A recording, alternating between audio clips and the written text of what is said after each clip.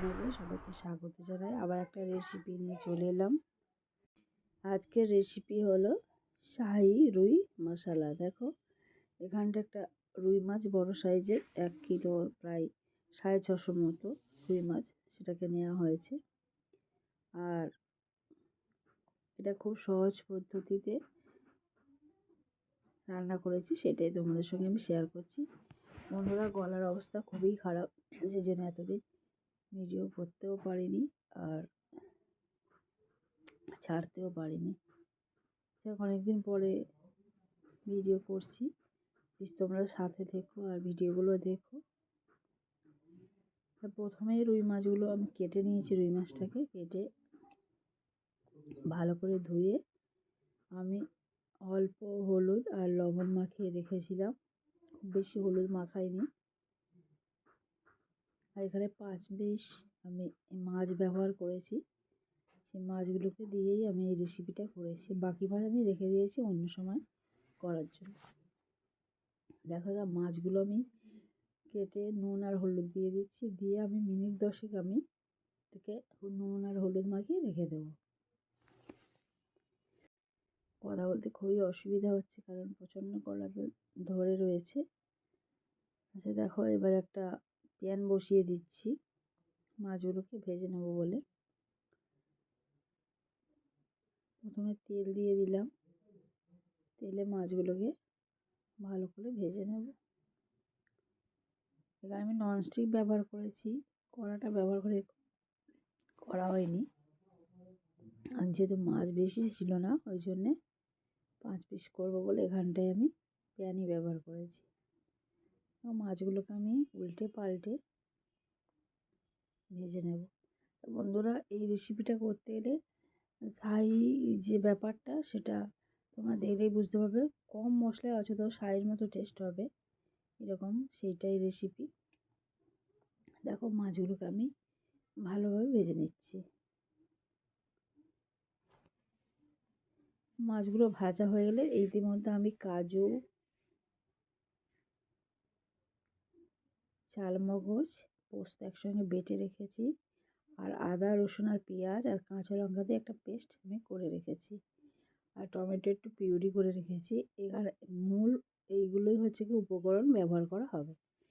দেখো যে তেলটা ছিল ভাজার পরে তাতে সামান্য ঘি দিয়ে দিচ্ছি, কারণ শাহী যে রুই, এতে ঘি ব্যবহার করতেই হবে। এবার দেখো 2টো এলাচ ফাটিয়ে দিয়ে দিলাম। দেওয়ার পরে আদা রসুন পেঁয়াজ আর কাঁচা লঙ্কার যে পেস্ট আছে বড় চামচের আমি 2 চামচ দিয়ে দিচ্ছি। দিয়ে খুব ভালো করে মিডিয়াম আঁচে এটাকে ভালো করে আমি ভেজে নেব। মিনিট 2 ভাজার পরে, কষিয়ে নেওয়ার পরে এখানে যে কাজু, পোস্ত আর চালমগজের যে পেস্টটা করে রেখেছিলাম সেই পেস্টটা এখানটা আমি 2 চামচ, চা চামচের 2 চামচ দিয়ে দেব। এখানে আমি যেহেতু 5 পিস মাছ নিয়েছি সেই জন্য পরিমাণটা আমি 2 চামচ দিয়েছি। দেখো এখানটায় মোটামুটি কষানোটা হয়ে গেছে। এবার আমি কিছুটা লঙ্কার গুঁড়ো দিলাম। ঝালটা তোমরা তোমাদের মতো খাবে। এখানটা কিন্তু সম্পূর্ণ কাশ্মীরি লঙ্কার গুঁড়ো। এখানটায় যেহেতু কাঁচা লঙ্কা বাটা দিয়েছি সেই জন্য আমি মুটো লঙ্কা দিইনি। এখানে ঝালের ব্যবহারটা খুবই কম হবে। এবার দেখো পরিমাণ মতো লবণ দিয়ে দিলাম। দিয়ে দেখো ফ্যাটানো টক দই, এখানটা 1/2 কাপের একটু বেশি আমি ফ্যাটানো টক দই নিয়েছিলাম, সেটা আমি দিয়ে দিচ্ছি। আর এই সময় আঁচটাকে একদম লোতে করে দিয়েছি যাতে দইটা ফেটে না যায়। এবার ভালোভাবে আমি কষিয়ে নেব। কষিয়ে এখানে থেকে এই গ্রেভিটা থেকে তেল ছাড়তে আরম্ভ করেছে। দেখতেই পাচ্ছ কত সুন্দর তেল ছেড়ে দিয়েছে। এবারে টমেটোর যে পিউরিটা ছিল এখানে আমি 2 চামচ টমেটো পিউরি দিয়ে দিচ্ছি। দেওয়ার পরে আমি আরও মিনিট 2 এটাকে নাড়াচাড়া করে নেব যাতে টমেটোর কাঁচা গন্ধটা চলে যায়। দেখো তেলটা কী সুন্দর বেরিয়েছে, যেহেতু এখানে একটা কাজু থেকে যে তেলটা বেরোয় বা দই থেকে। দেখো এখানটা কষানোটা অনেকটা হয়ে গেছে সম্পূর্ণ। এবার দই রেখেছিলাম যে পাত্রে, সেই পাত্রটা ধুয়ে আমি জল দিয়ে দেবো। এখানে খুব বেশি জল দেওয়ার প্রয়োজন নেই, মাছগুলো অল্প ডুবে থাকবে সেরকমই আবার জল দিতে হবে। দেখো গ্রেভিটা ফুটতে আরম্ভ করে দিয়েছে। এবার আমি ভেজে রাখা মাছগুলোকে দিয়ে দিচ্ছি।